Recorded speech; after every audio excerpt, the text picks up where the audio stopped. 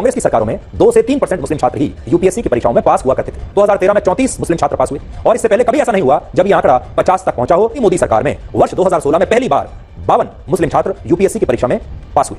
2017 में 50 मुस्लिम छात्र यूपीएससी की परीक्षा में पास हुए और इस साल 51 मुस्लिम उम्मीदवार यूपीएससी की परीक्षा में पास होकर आईएएस, आईपीएस और आईएफएस बनेंगे। आपको ये वीडियो देखकर तो हंसी जरूर आई होगी। अगर हंसी नहीं आई है तो अभी तक आप इनके प्रोपेगेंडा को नहीं समझ पाए हैं। तो चलिए, अगर नहीं समझ पाए हैं तो मैं इस वीडियो में आपको समझाने का प्रयास करता हूं।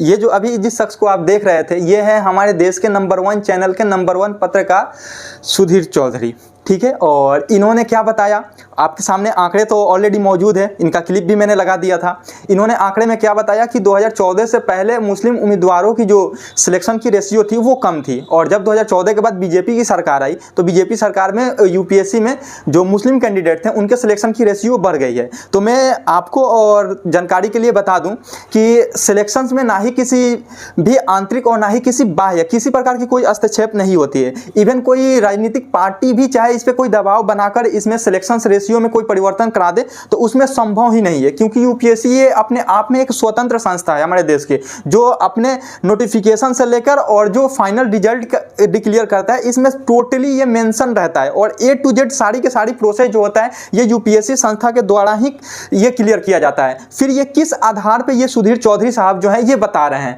तो कुल मिलाकर इनकी जो प्रोपेगेंडा है इस प्रोपेगेंडा को समझिए। अब कैसे आप समझ सकते हैं, देखिए जैसे कि यूपीएससी का प्रोसेस क्या है और इसमें सिलेक्शन कैसे होता है इस पे हम बात कर लेते हैं। ये एग्जाम 3 चरणों में होता है। पहला प्रीलिम्स होता है। प्रीलिम्स को जो स्टूडेंट क्वालिफाई करता है वही मेंस के लिए एलिजिबल होता है। तो प्रीलिम्स को क्वालिफाई करने के बाद आप मेंस देंगे, मेंस क्वालिफाई करेंगे, फिर आप जाकर इंटरव्यू देंगे। इंटरव्यू देने के बाद भी अभी आप ये कंफर्म नहीं है, क्योंकि इंटरव्यू कल भी आता है, एक सीट के 4 गुने स्टूडेंट पे, ठीक है।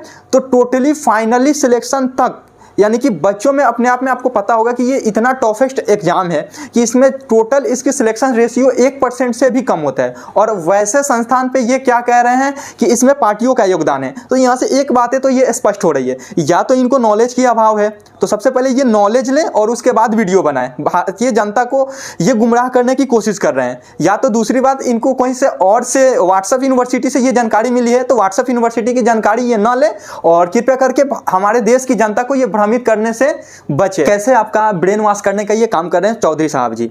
सबसे पहले तो ये हम यहाँ से डायरेक्टली हम कह सकते हैं कि ये हमारी जो स्वतंत्र संस्था है यूपीएससी उस पर ये आरोप लगा रहे हैं। आरोप किस प्रकार से लगा रहे हैं, कह रहे हैं कि ये डायरेक्ट मुस्लिमों की संख्या जो सिलेक्शन रेशियो उसको बढ़ा रहा है। ये बताइए संस्था इसमें कैसे बढ़ा रही है, मेरे समझ से तो बाहर है। तो या तो ये पत्रकार महोदय खुद सामने आकर बता दे, या नहीं तो इस पे संस्था कोई एक्शन ले कि ये कैसे इस पे आरोप स्थापित कर रहे हैं।